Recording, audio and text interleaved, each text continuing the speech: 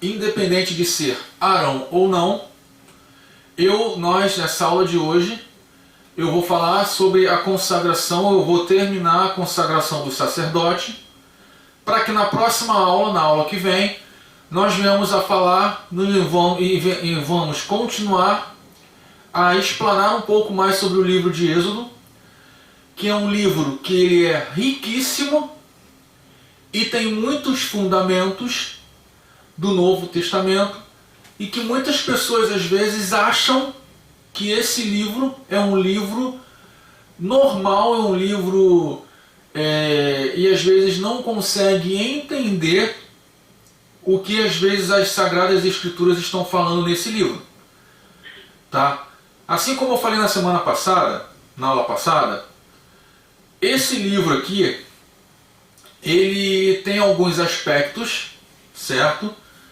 Que fala sobre sacrifício pelo pecado, fala sacrifício por purificação e sacrifício por através da aspersão do sangue, e que nós falamos e comparamos na aula passada, fizemos algumas comparações em relação ao Novo Testamento. E assim como tudo que foi feito no Novo Testamento é algo que ele como é que eu vou falar? Ensinado no Antigo Testamento.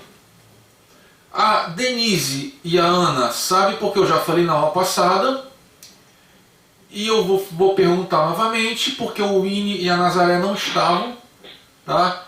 E assim, eu vou pedir para quê?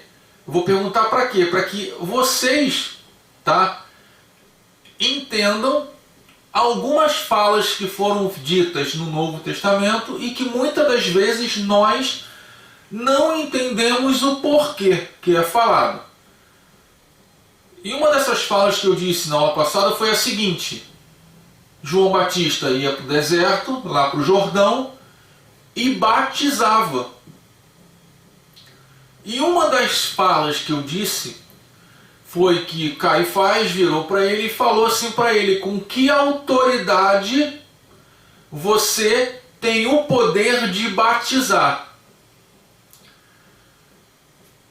Eu vou perguntar, se a Ana quiser falar, se a Denise quiser falar, amém. Mas se não quiserem falar, eu estou aqui para poder a gente estudar e avançar um pouco mais.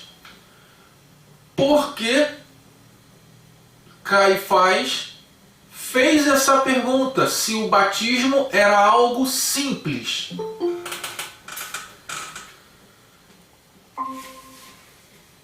Hein, gente? Por quê?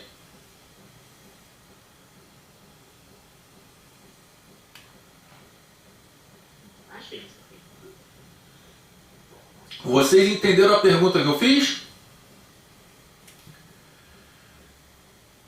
Mais ou menos. Então eu vou perguntar de novo. Por que João Batista ele batizava? Ele ia para o deserto, batizava as pessoas para remissão de pecados. Então ele ia para o deserto e batizava. Por que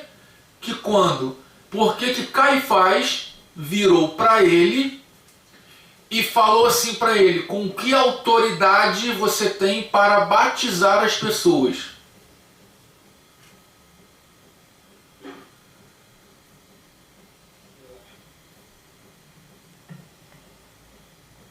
Por quê?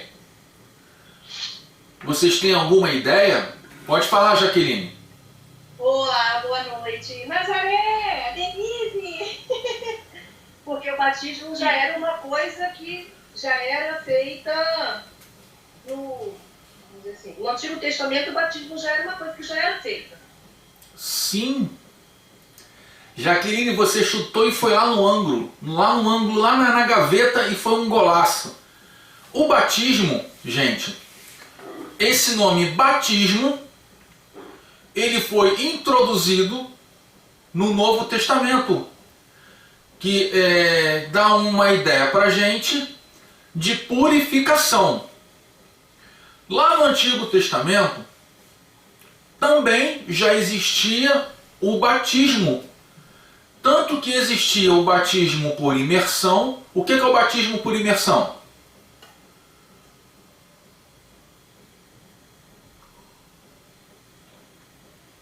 Vamos lá. Que mergulham eles na água. Sim. Que é o batismo que mergulha. Não.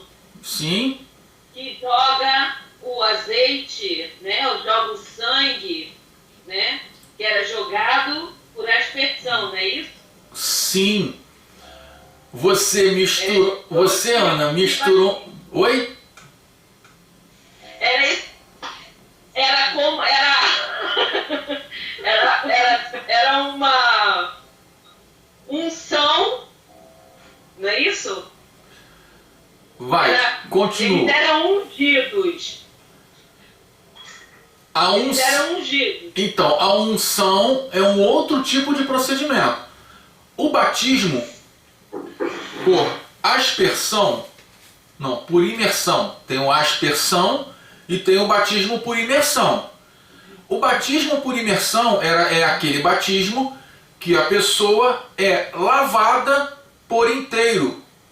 O corpo da pessoa é derramado no rio ou na piscina, na nossa igreja na piscina, e o corpo é o que? É lavado simbolicamente, tá? E no mundo espiritual diz que aquela pessoa está consagrada ao Senhor e tudo que foi, como é que eu vou falar? Que pertencia ao mundo, simbolicamente pertence agora a Deus, tá? Esse é o batismo. E no Antigo Testamento, como que era feito o batismo? Antônio, mas tem batismo no Antigo Testamento? É o que nós vamos ver agora. Quando era feito? Gente, eu vou pedir, tá, que vocês desabilitem o áudio. Por favor, vá lá no microfone e aperta, que às vezes interfere. Eu paro e às vezes penso e olho para vocês e às vezes eu interrompo meu raciocínio. Então, Denise, por favor, vai lá, fecha o áudio, e Nazaré também, por favor. Isso, Denise. Isso.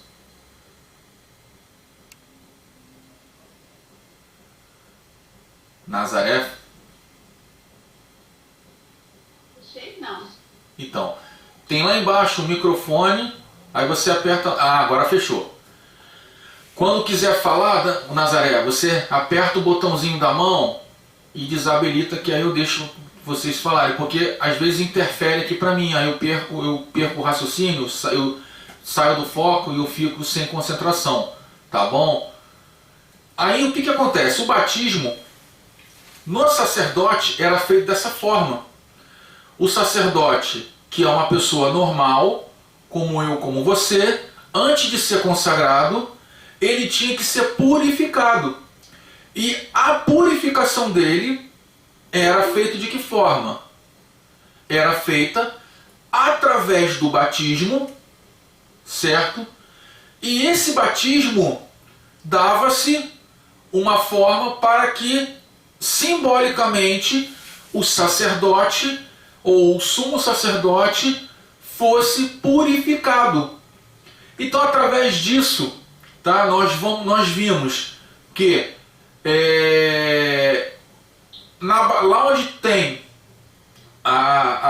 o tanque, né, onde o sacerdote, que é também chamado a bacia de bronze, que era colocado água, o sacerdote ia lá, lavava-se as mãos, o rosto, e simbolicamente ele estava se purificando, tá? E todas as vezes que um sacerdote era consagrado, ele tinha que fazer essa prática, ele tinha que lavar o corpo inteiro com água, trocar as suas vestes normais por vestes brancas, e ali nós falamos, quando nós tivemos a introdução das vestes, nós falamos que vestes brancas significa as vestes de louvor que o sacerdote tinha que ter, e era feito dessa forma, a purificação era feita dessa forma. E nós vimos também na aula passada que Deus instituiu Arão e seus filhos como os primeiros sacerdotes de Israel.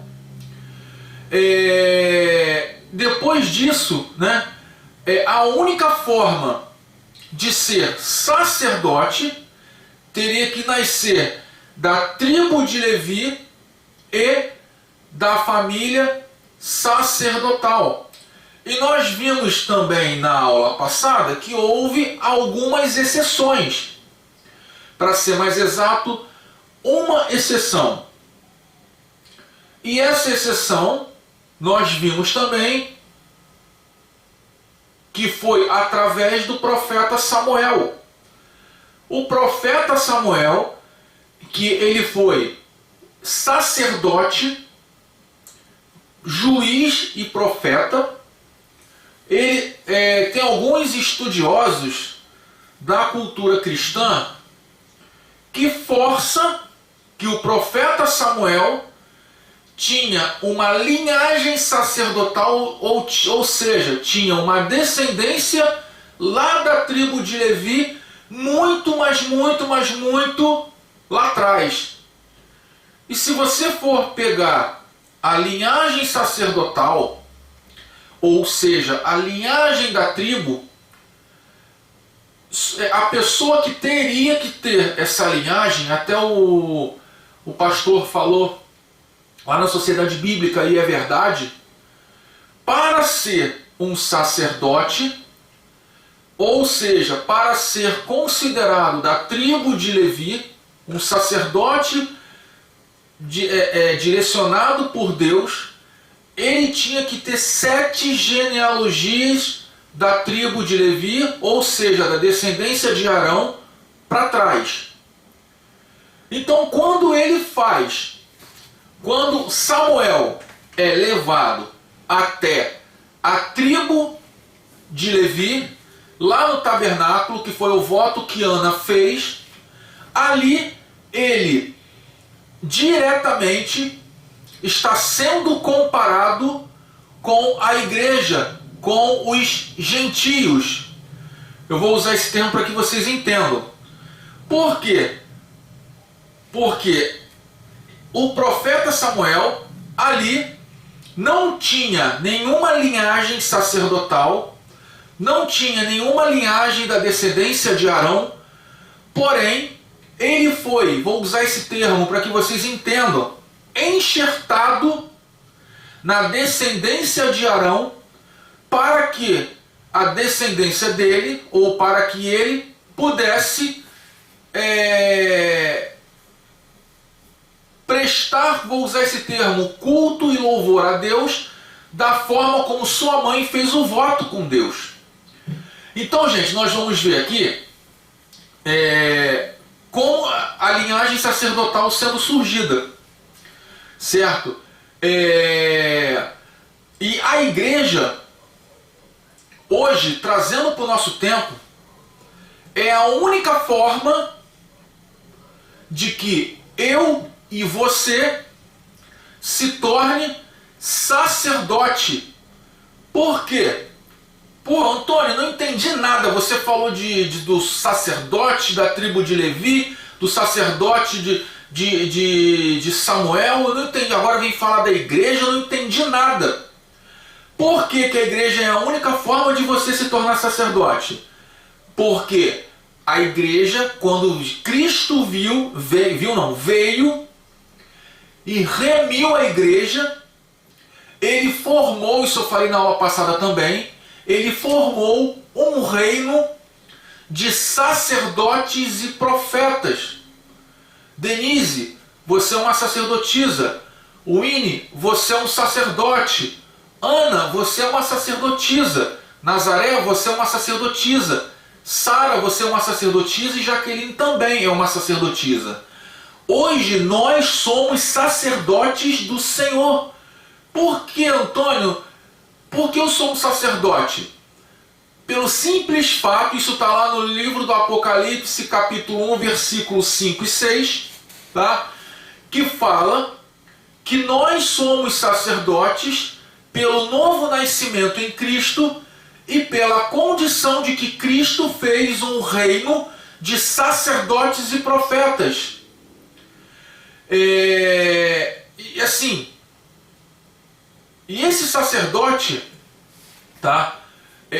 São pessoas, o sacerdote da tribo de Levi, vamos lá para o Antigo Testamento novamente, o sacerdote lá da tribo de Levi, ele era uma pessoa como eu, como você, e que fazia ou que tinha as mesmas paixões.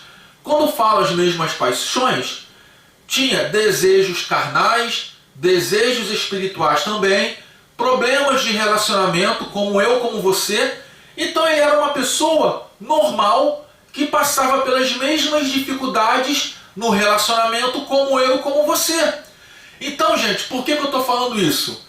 Porque houve uma cerimônia, que nós vamos falar um pouco mais. Eu vou dar um resumo e vou prosseguir onde nós paramos.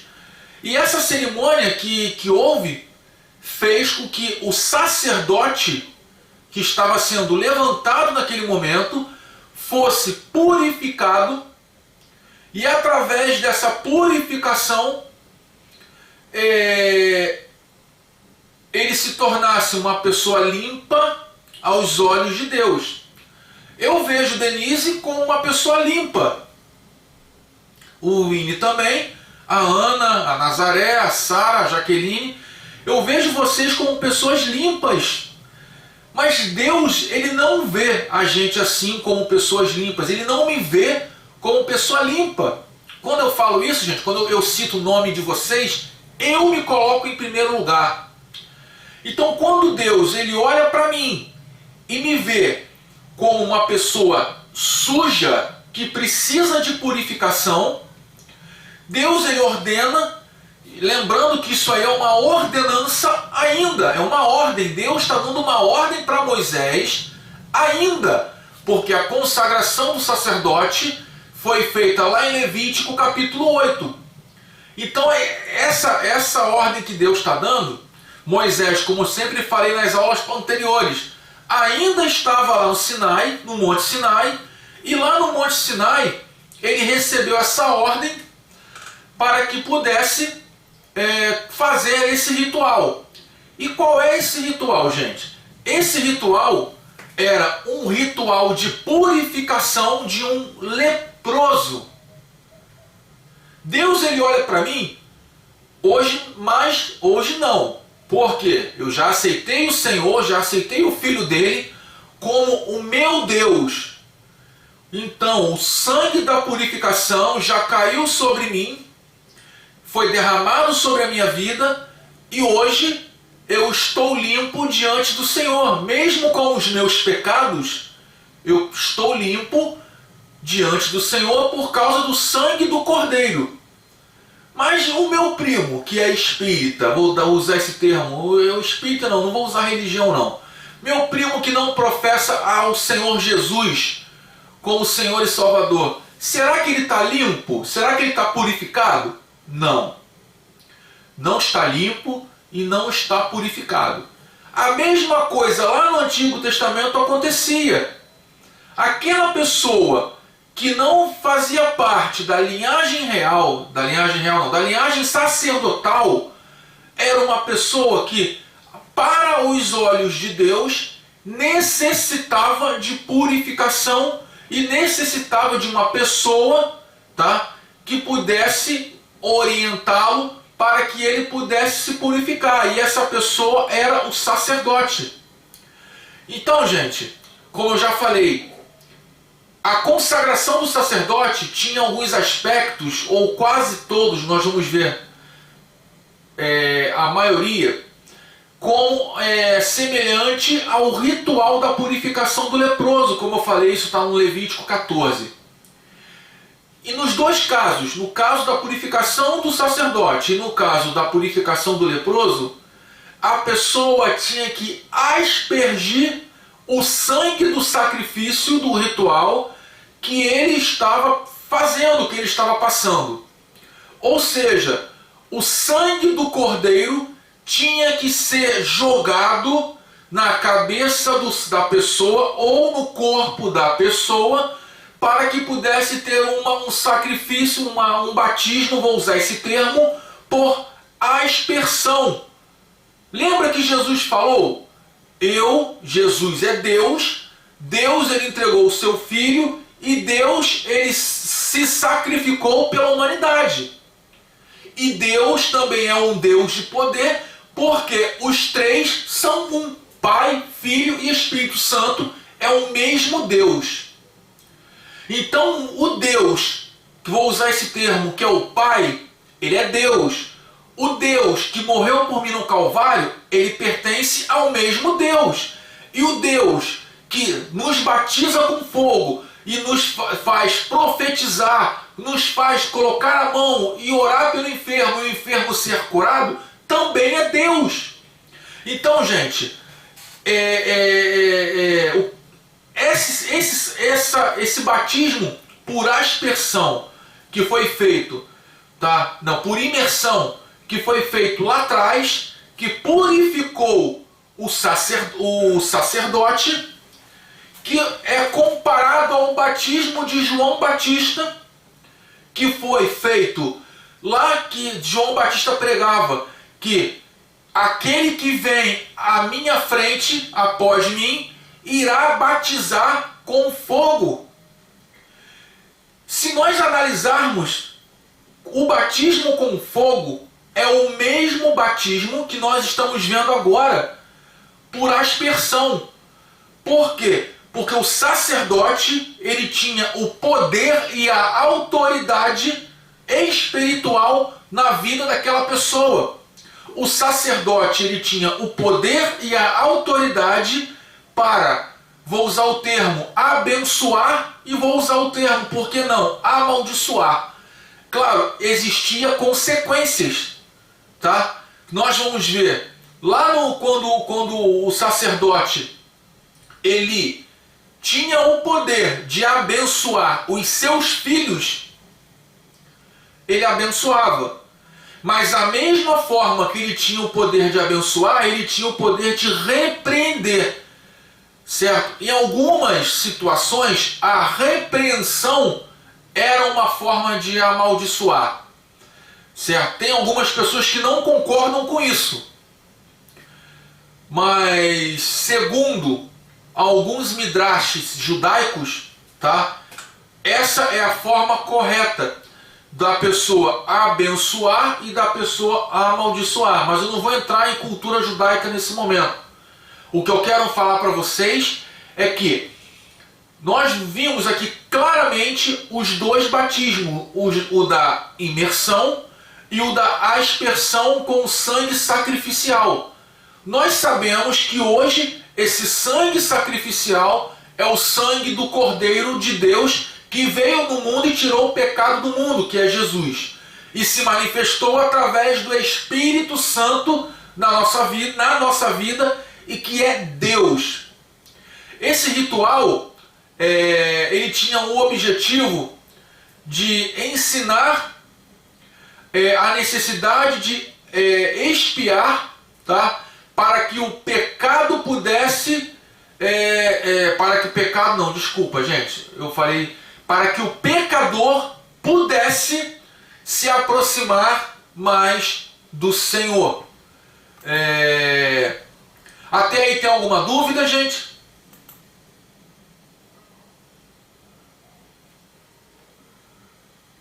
Pessoal?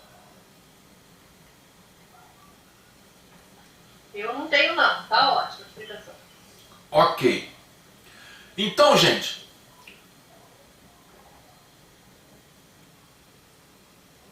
vamos lá. Vamos pular para mais uma etapa. Então eu falei dos dois batismos que é mencionado no Antigo Testamento. O batismo da aspersão e o batismo da imersão. O batismo da aspersão, ele é feito através da água, como foi feito o batismo lá em João. E o batismo da aspersão, da aspersão, ele é feito através do sangue do Cordeiro, que é simbolizado no Espírito Santo lá na frente, que quando fala que eu batizarei com fogo, e que Jesus iria batizar com fogo. Então é claro esses dois batismos, tá? E os elementos que participavam do ritual da consagração, eles são relacionados lá no versículo 1 e 3. Você pode ler, Ana, para mim, por favor?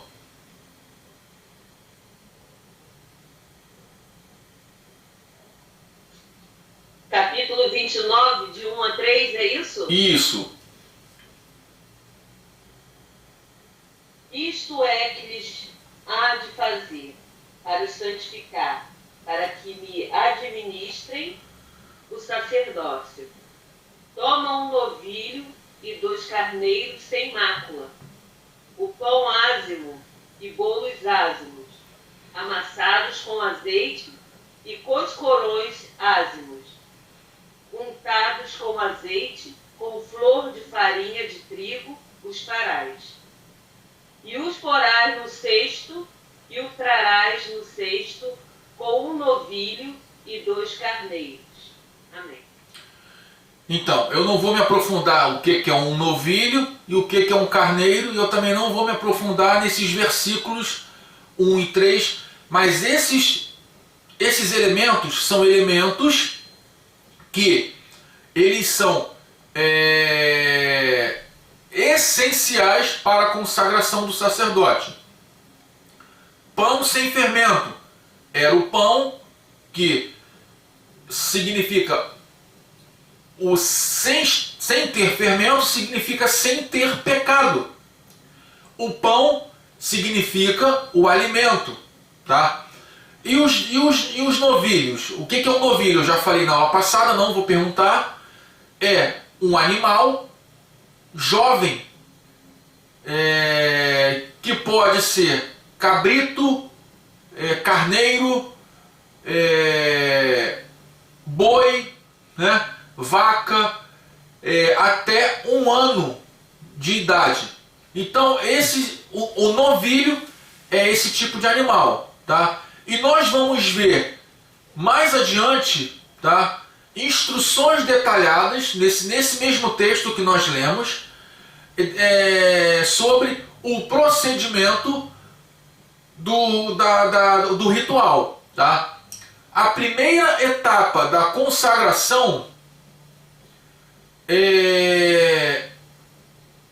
de Arão e seus filhos era primeiro se lavar e depois ser ungido com óleo. Ou seja, a pessoa ia lá para o tanque, se lavava e depois ela era ungida. Aí eu perguntei na aula passada o que era unção. O que é unção, gente? A gente sempre fala nisso, o que é unção? Unção e outros não são, é isso? Não. Unção é um termo que muitas pessoas às vezes não sabem nem o que é esse nome unção. Vocês sabem o que é uma unção?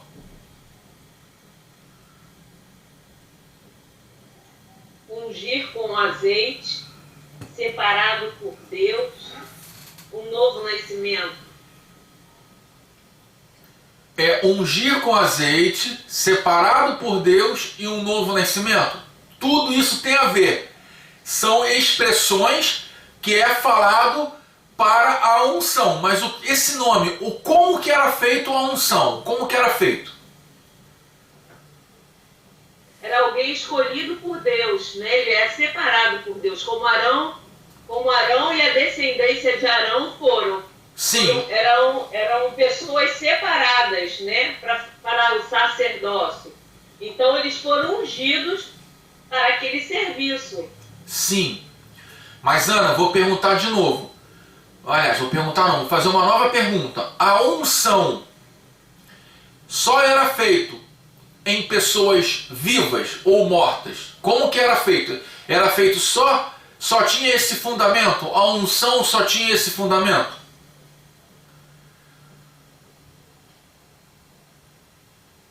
Nos mortos, né, você explicou, eu acho que pelo que eu ainda lembro da aula passada, os mortos também, eles eram, né, preparados com especiarias, o azeite, com ervas, né, para serem sepultados, para não ter aquele cheiro ruim. É isso? Sim. Então a unção, ele era um termo que foi feito lá no Antigo Egito, tá?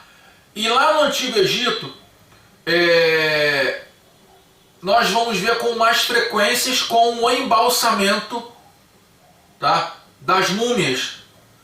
Então a unção, ela era feita principalmente nas pessoas que já morriam por causa do mau cheiro que o corpo dava em relação ao tempo do sepultamento. E o que é a unção para a gente hoje?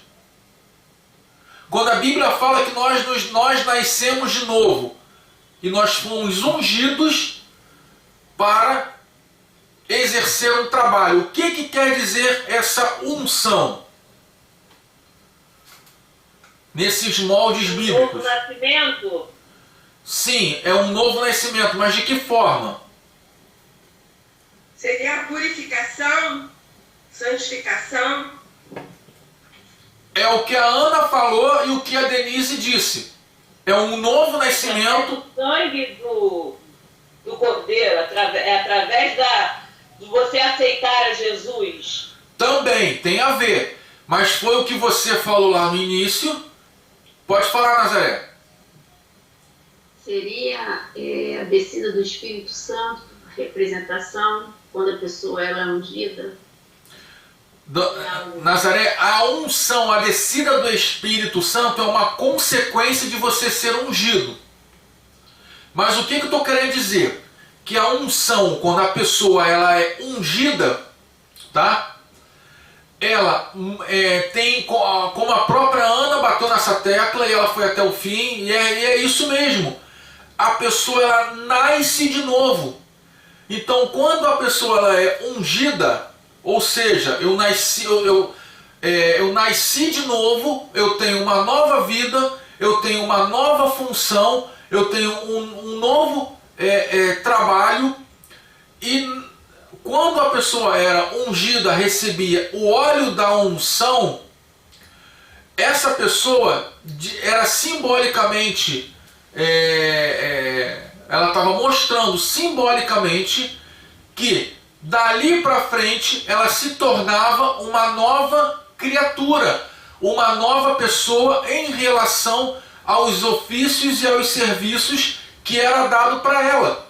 Então a unção que o sacerdote recebia nesse momento era um ato, vou usar esse termo, simbólico, dizendo que ele morreu para o mundo e nasceu para o eterno. Vou usar esse termo para que vocês entendam, porque quando a gente às vezes fala de Deus, as pessoas têm a ideia que é Jesus Cristo, mas não, é a Trindade, vou usar esse termo.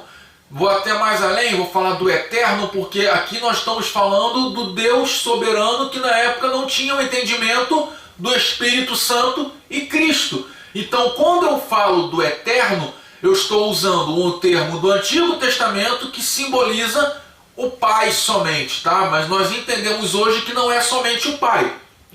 Então, quando ele recebia a unção, ele recebia o óleo da purificação, o óleo da alegria, o óleo do cheiro agradável, o óleo que tira toda a podridão da sua carne, o óleo que faz com que ele receba uma nova vida e tenha uma nova vida através do seu novo ofício, que seria o sacrifício, né? O sacrifício não, o sacerdócio. Então, gente, esse óleo da unção, quando o sacerdote recebia, não era simplesmente um óleo que era derramado sobre o seu corpo e acabou. Não. Era um óleo que só pessoas importantes recebiam. Nós vamos ver que não é só o sacerdote que recebia o óleo da unção. Teve mais gente. O rei Davi, ele foi ungido pelo profeta Samuel lá na sua mocidade, e quando ele foi levar a marmita, vou usar esse termo para que vocês entendam, lá para os seus irmãos na guerra, ele desafiou o gigante e Deus foi com ele. Por quê? Porque Deus tinha um compromisso com ele naquele momento, através da unção que Deus fez com ele, através do óleo da unção que Deus havia derramado sobre a vida dele. Então, gente, nós, quando aceitamos a Cristo, eu já falei que que o reino de Deus hoje é constituído de sacerdotes e profetas. O óleo da unção também é derramado sobre a nossa vida através do Espírito Santo. O Espírito Santo, ele entra na nossa vida e faz tudo que era ruim se tornar bom através do óleo da unção. Antônio, mas eu sou ungido para pregar a palavra. O pastor é ungido para pregar a palavra. Antônio, eu sou ungido para pregar para fazer evangelismo. Simbolicamente, eu não sou contra a unção. Eu não sou contra. O que eu estou querendo dizer é que isso é um ato simbolicamente feito pela igreja, que faz com que cada uma pessoa seja orientada e tenha um chamado para fazer determinada tarefa.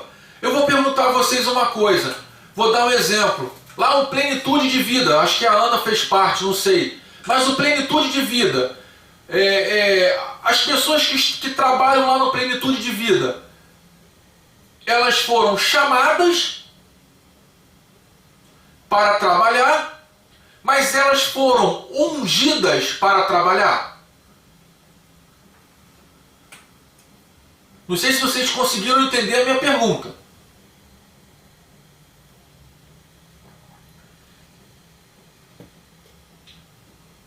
Entenderam a pergunta que eu fiz ou não? Eu entendi. Acredito que foram chamadas, mas não foram ungidas. Perfeito, Jaqueline. Não necessariamente, olha, eu sou professor. Eu sei que eu tenho um chamado para dar aula. Mas a igreja me ungiu para dar aula? Não. Então, gente, a unção, quando eu sou ungido para fazer uma determinada tarefa, é simbolicamente mostrada no mundo espiritual que o Antônio faz essa tarefa, certo? E Deus deu essa tarefa na mão dele. Mas a unção que está sobre a nossa vida foi quando nós levantamos a nossa mão e aceitamos Jesus como seu único e suficiente Salvador. Deus derramou sobre nós o Espírito dele, e o Espírito dele nos ungiu para pregar as boas novas. Jesus, ele foi ungido para pregar as boas novas. Ele foi batizado. Mas você vê que antes dele pregar, colocaram a mão na cabeça dele, derramaram o óleo da unção dele, ele foi ungido para pregar a palavra? Não! Está entendendo o que eu estou querendo dizer? Isso não impede a Denise, poxa, professor Antônio, eu estou indo numa igreja e a igreja quis me ungir para eu ser curado. Me ungiram para eu ser evangelista. Esse tipo de unção, certo? É válido? Sim, mas se você não for ungida e você tem um chamado para diaconato ou chamado para pregar a palavra, isso não quer dizer que você não está apto a pregar a palavra. O que eu estou querendo dizer é que a unção, muitas pessoas idolatram a unção mais do que o dono que derrama a unção. Tá me entendendo? Ah, você não pode dar aula porque você não foi ungido para dar aula. Mas você tem chamado, mas você não foi ungido. Isso é uma idolatria que muitas pessoas têm em relação ao óleo da unção. E outra coisa que eu vejo aqui também, gente, isso está lá no versículo 7, tá? Outra coisa que nós vemos aqui também é em relação à túnica sacerdotal. Eles se lavavam, colocavam roupa branca, eram ungidos e por fim Arão e seus filhos recebiam a túnica sacerdotal, tá? O que isso quer dizer? Que a túnica sacerdotal, certo, era a túnica que ele iria com as roupas do éfode, de todas as vestimentas do sacerdote. Eles eram colocados sobre ele. Eu não vou me aprofundar muito sobre os novilhos, porque já foi falado na aula passada, tá? E porque senão eu vou demorar muito para falar, eu vou dar só uma pincelada. Esses novilhos simboliza uma forma, como é que eu vou dizer? Bem peculiar. Ele simboliza mais na sua totalidade. Ele fazia o dia do perdão, ou seja, o dia do Yom Kippur. Era a mesma cerimônia do dia do perdão. Tinha lá o bode expiatório. O bode expiatório, ele era queimado. O bode expiatório não, tinha lá o sacrifício pelo pecado. E ele era queimado fora do arraial. Depois, ele tinha lá o outro animal. Cortava-se o animal, tirava-se as partes dele e era chamado oferta movida, porque arrancava-se as partes dele. Espergia o sangue no altar do sacrifício e era queimado. E por último, o último animal era feito de que forma? Era feito também, orava-se, lembrando que os 3 animais, o sacerdote botava a mão na cabeça e os seus filhos, que eram o sumo sacerdote, eles oravam pelo animal, como colocando a mão na cabeça do animal e transferindo todo o seu pecado para o animal. E esses animais, eles eram sacrificados, sendo que o último, que é o bode expiatório, cortava-se, dava-se um talho na sua barriga e ele era largado para o deserto, para que possa morrer no deserto.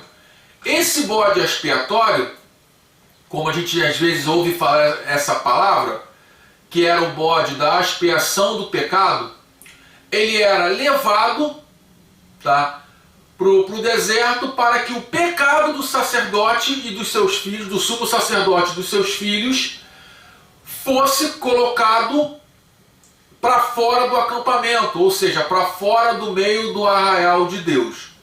Tá? Esse ato, esse ritual, nós vamos ver muito, vamos ouvir falar muito lá no dia do Yom Kippur, quando nós formos estudar Levítico. Tem algumas... pode falar, Ana.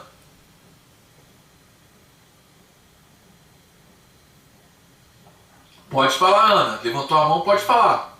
Só desliga o microfone e fala. Habilita o microfone e fala. Não, é porque eu bati aqui errado, desculpa.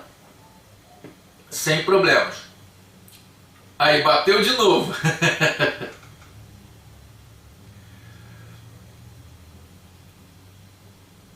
Quer falar? Pode falar, não tem problema não.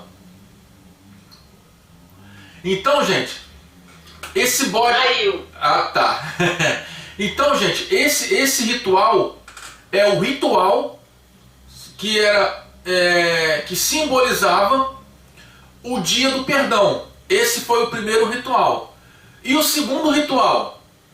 Primeiro, o sacerdote ele tinha que se purificar dos seus pecados e depois, aliás, tinha que se purificar dos seus pecados, não, ele tinha que tirar os seus pecados, certo? Através do ato cerimonial do sacrifício e depois essa cerimônia da purificação do leproso, ele era feito quando? Quando era feito essa cerimônia, vocês sabem?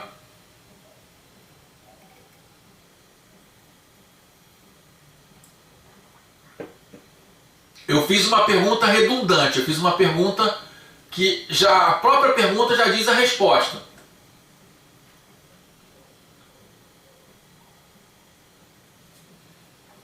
Quando era feito, falando.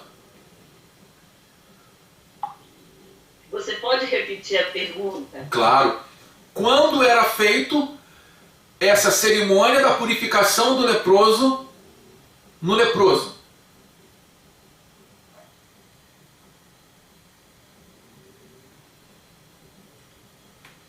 A pessoa tem lepra. Aí o que acontece para que faça a cerimônia de purificação?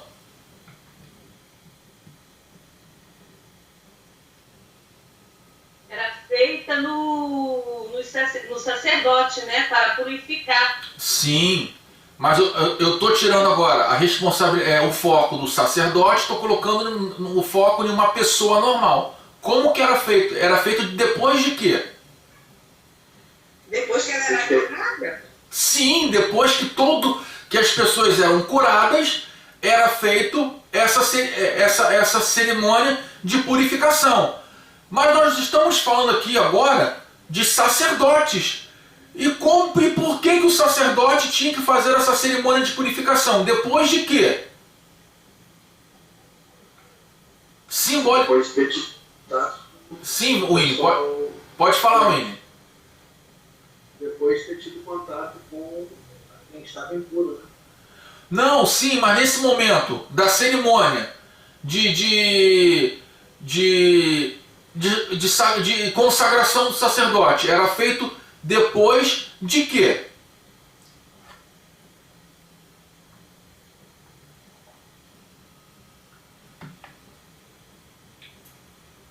De repente eu não estou conseguindo fazer a pergunta, mas vamos lá.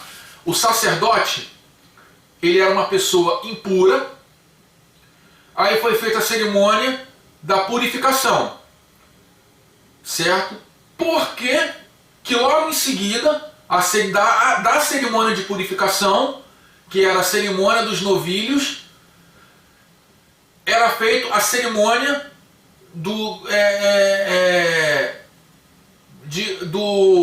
da purificação do leproso. Por quê? O que Deus quer mostrar isso pra gente?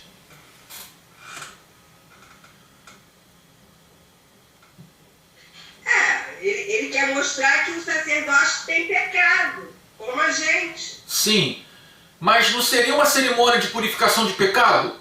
Por que ele fez uma cerimônia de purificação de leproso?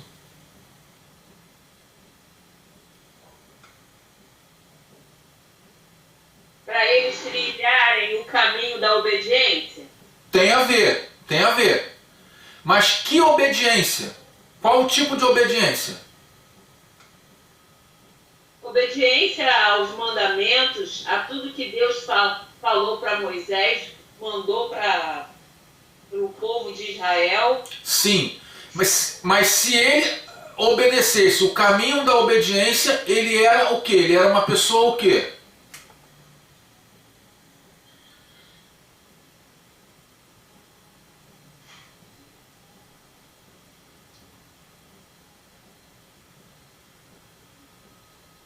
Vamos lá então. Vocês falaram tudo certinho, tudo de acordo. O sacerdote era uma pessoa como eu, como vocês. Ele é uma pessoa como eu e como vocês. Então ele era uma pessoa, lá no Antigo Testamento, impura, certo? A impureza, eles ficaram limpos por causa da cerimônia de perdoar os pecados. Foi feito lá o holocausto, foi feito lá a cerimônia do bode expiatório, foi feito lá a cerimônia do sacrifício. Ok, foi retirado o sangue e daí para frente começou a fazer a cerimônia de purificação do leproso. O leproso, ele estava impuro, certo? E logo depois ele tinha que ser apresentado lá ao sacerdote, para que o sacerdote pudesse mostrar para todo Israel que o leproso não era mais leproso e daí para frente ele era limpo. Simbolicamente, esse ritual era para a purificação dos pecados de toda a área humana. Pecados da mente, pecados do coração, pecados por intenção, pecados por palavras. Qual é a diferença, Antônio, de pecados por palavras e pecados da mente? A gente imagina, mas não sai da nossa boca. A gente não imagina e faz naturalmente, são pecados diferentes. Então, quando o nosso Deus pediu para que fizesse essa cerimônia, era para que todos os pecados do sacerdote fossem limpos e que não existisse nenhuma impureza, nenhuma podridão na mente, no coração e nas suas mãos. Aí vamos lá. Por que era colocado o sangue na orelha? Eu falei isso na aula passada. Na orelha indicava a obediência à palavra de Deus. Eles ouviam a palavra e tinham que ser obedientes. Nas mãos, por que colocava nos dedos? Na mão direita. Era colocado na mão porque representava o serviço e a bênção. A mão direita, segundo a tradição judaica, ela é alvo para abençoar. Todas as vezes que a gente levanta a mão direita, claro, quem nunca orou levantando a mão esquerda? Muitas pessoas já. Mas segundo a tradição judaica, a mão direita é a mão que abençoa, é a mão abençoadora. Então, gente, era colocado no polegar direito porque simbolizava, tá, ou representava a ação do ofício, a ação do serviço para abençoar o povo, para abençoar as pessoas. O pé era colocado no dedão do pé direito, porque o pé ele apontava para a conduta e o comportamento adequado de um sacerdote.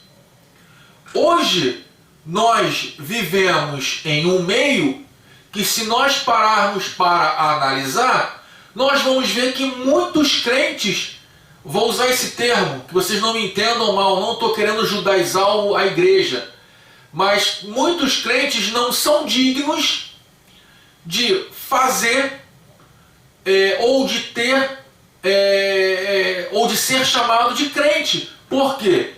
Ele ouve a palavra e não pratica. Ele não abençoa e não dá, certo, a ação do serviço devido. E ele não conduz a um comportamento exemplar. Gente, é muito simples, é muito claro. Quem nunca ouviu na igreja falar o seguinte: o apóstolo Paulo, ele usava esse primeiro tópico da orelha, que indicava a obediência à palavra, ele usava basicamente a seguinte frase, tá? De repente não está na Bíblia conforme eu vou falar. Não seja crentes ouvintes, mas seja crentes praticantes. Entendeu? Tudo que é falado no Novo Testamento, ele é tirado do Antigo Testamento de uma forma ou de outra. Gente, nós vamos ouvir muitas coisas daqui para frente. Tudo que foi falado ou tudo que foi dito no Novo Testamento existe base, principalmente por Paulo, pelo apóstolo Paulo.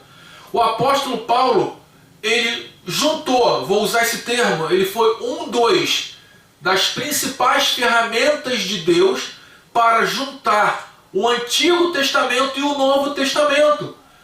Por isso que o apóstolo Paulo, ele foi chamado, certo, para pregar o Evangelho. Então, gente, parece até estranho, né, a aspersão do sangue, né, sobre a pessoa que estaria sendo ungida sacerdote. Parece até estranho uma pessoa que possui uma veste branca ser colocado sangue sobre essa veste, tá? Se nós pararmos para analisar, não é algo assim que nós paramos para ver com bons olhos. O nosso olhar, quando nós paramos para ver uma veste suja de sangue, nós temos a primeira coisa, não estou dizendo sangue de animal, não, estou falando até o mesmo nosso sangue, é ter nojo, é ter algo desprezível, algo que nós não queremos, certo? Mas isso foi necessário, tá? Por quê? Para que Deus pudesse mostrar já para a gente, para a humanidade, tá? Eu estou dizendo nesse tempo do Antigo Testamento. O nosso tempo de hoje, quando eu comparei uma roupa nossa suja de sangue, porque assim, é algo para a gente hoje, algo que não é atraente, que não atrai os nossos olhos, é algo até repugnante, vou usar esse termo, tá? Para que vocês entendam. Mas para o tempo de Cristo, isso foi algo que, ao mesmo tempo fosse repugnante, vou usar esse termo, fosse algo que deveria ter acontecido, porque foi através de Cristo, através do sangue dele, nas vestes dele, o sangue que ele derramou no madeiro, fosse o suficiente para que perdoasse o meu e o seu pecado. Tá? Então, gente, Moisés, ele coloca a primeira oferta, que era uma oferta movida, perante o Senhor, e depois ele queimava o altar. O peito do carneiro, ele tinha que ser movido perante o Senhor, e ele tinha que ser colocado horizontalmente no altar do holocausto. E a coxa, ela tinha que ser colocada, ela tinha que ser movida e tinha que ser colocado verticalmente.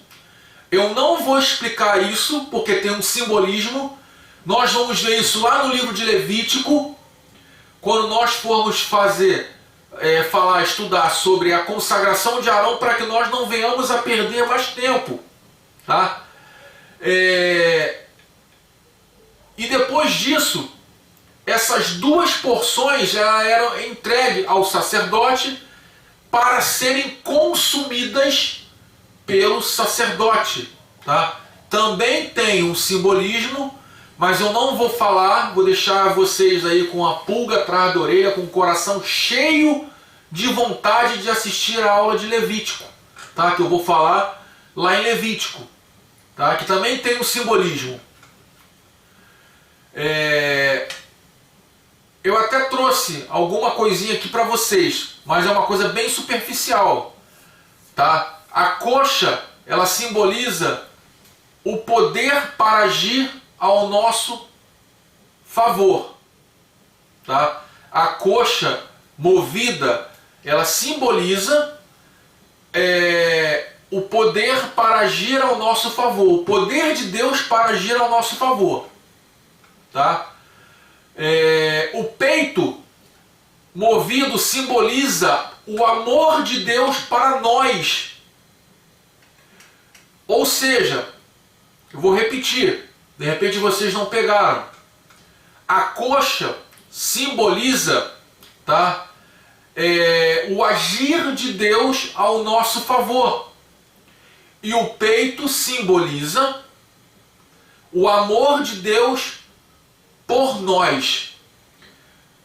Nós vamos ver que hoje nós não precisamos fazer sacrifícios e mover coxas e peito, porque Deus enviou Cristo, e Cristo, ele simboliza o amor de Deus por nós, e ele também simboliza o agir de Deus por nós, tá?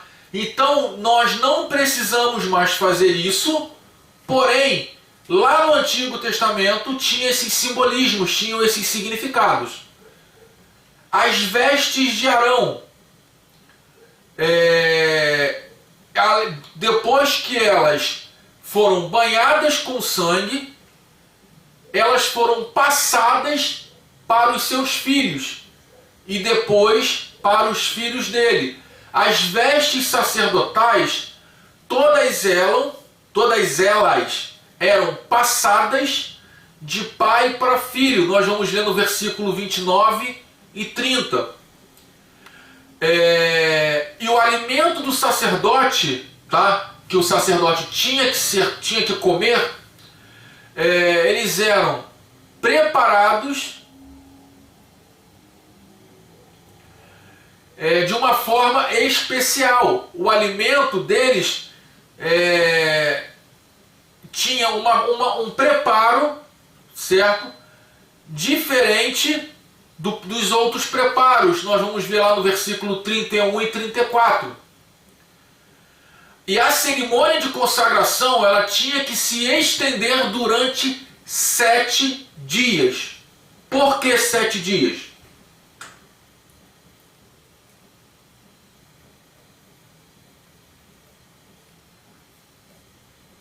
Hein, gente? Por que 7 dias?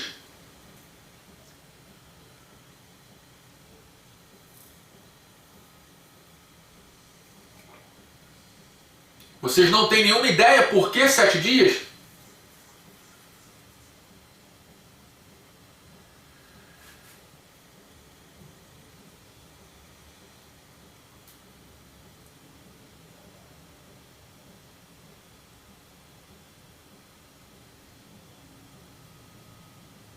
Hein, gente? Vamos lá então. 7 dias seria o número da perfeição? Sim, tá? Mas mas a Bíblia fala o quê? Que no 7º dia O Senhor descansou. e o mundo foi feito em 7 dias. E por que que a cerimônia tinha que ser feita em 7 dias? Você acabou de falar. Porque o mundo foi feito em 7 dias? Não, porque 7 dias simboliza perfeição. Eu fiz isso para poder te fazer um suspense, Denise. Então, gente, 7 dias, tá? Mas aqui, necessariamente, o Shabat, que é o 7º dia, que é um dia para descanso, muitas pessoas eles confundem quando fala que essa cerimônia se estendeu por 7 dias. 7 dias dessa cerimônia também estava contida o Shabat, que é o sábado, tá? Nós sabemos que sábado o judeu não trabalha. Então aqui também o 7º dia, que era o último dia, era o dia do descanso do Senhor, e eles também não trabalhavam nesse 7º dia, tá? E Por que eu fiz aí um suspense com Denise? Porque estava muito fácil. Porque 7 é o número da perfeição. Deus criou o mundo em 7 dias porque o mundo foi perfeito.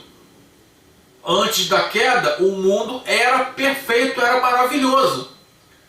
Tanto que Deus fala que ele criou o mundo em 7 dias, no 7º dia ele descansou e viu Deus que era tudo muito bom.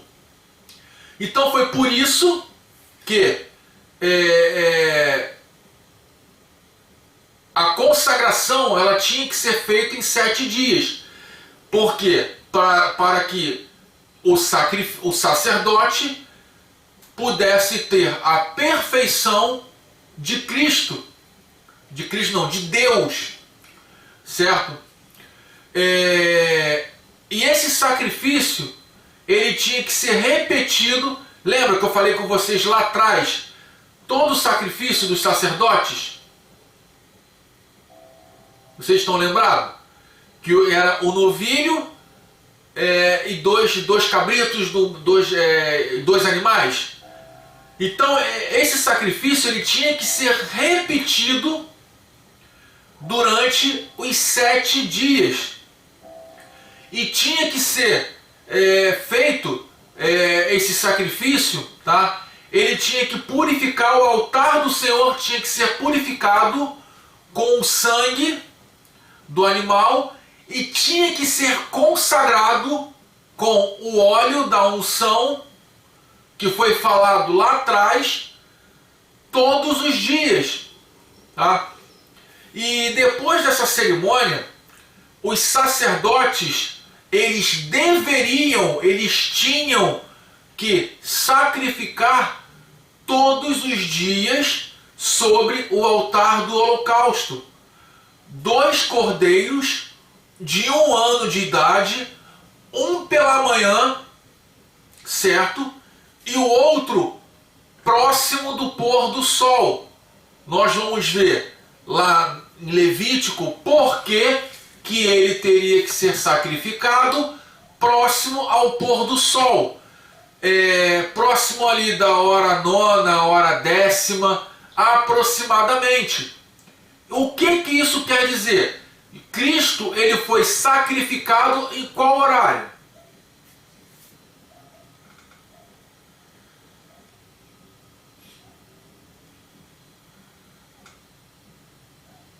Três horas da tarde?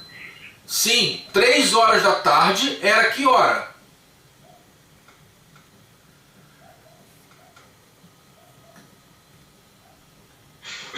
Nona hora? Era a hora 9ª.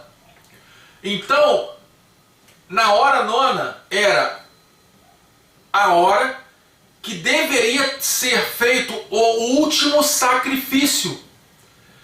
E Cristo, segundo a tradição católica, a tradição cristã, fala que Cristo morreu, católica,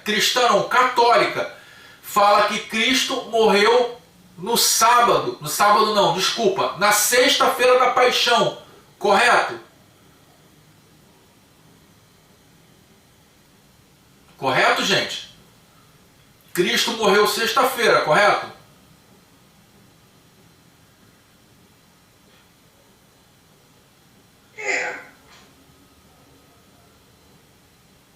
Hein, gente? Segundo a tradição católica cristã, Cristo morreu quando? Quinta ou sexta? Não é pegadinha não, pode... Hã? Sexta-feira. Sexta-feira. Com isso, a morte de Cristo coincidiu com o Shabat. O Shabat judaico, o sábado do judeu começa a que horas? Vocês sabem? Ao pôr do sol? Sim, mas de qual dia? Sexta-feira ao pôr do sol. Correto, Ana? Então, Cristo ele foi crucificado na hora 9ª, 3 horas da tarde. Segundo a tradição romana de crucificações, uma pessoa poderia ficar 7 dias, 10 dias, 15 dias agonizando antes de morrer. segundo a tradição católica, que também é a nossa tradição, a tradição cristã, Cristo, ele morreu na sexta-feira, perto da hora, a hora 10ª, ele foi crucificado na hora 9ª, e ele morreu perto da hora 10ª, 11ª, por aí. Então, gente, o que eu estou querendo dizer? Que a crucificação e a morte de Cristo bate com esse período que nós estamos falando, que um cordeiro de 1 ano de idade ele tinha que ser sacrificado pela manhã, e um outro cordeiro tinha que ser sacrificado ao pôr do sol. Esse ao pôr do sol, ele era aproximadamente, tá?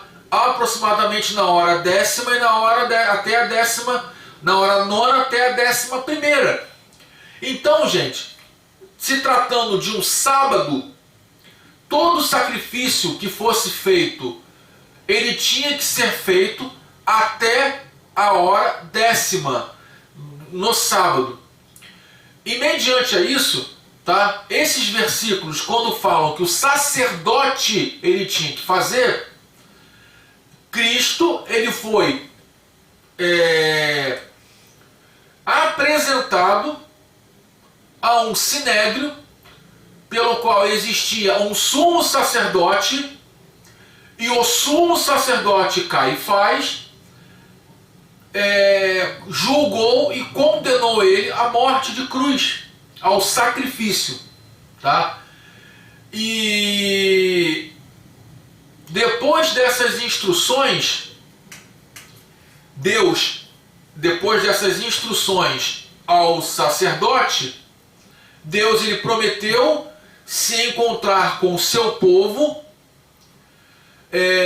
diariamente na tenda da congregação, que era aquela tenda que habitava fora do arraial, fora do acampamento, na entrada do acampamento, e resolveu habitar no meio deles e ser seu povo, e ser o povo dele. Isso está lá no versículo 43 e 46. Gente, tem alguma pergunta? Tem alguma...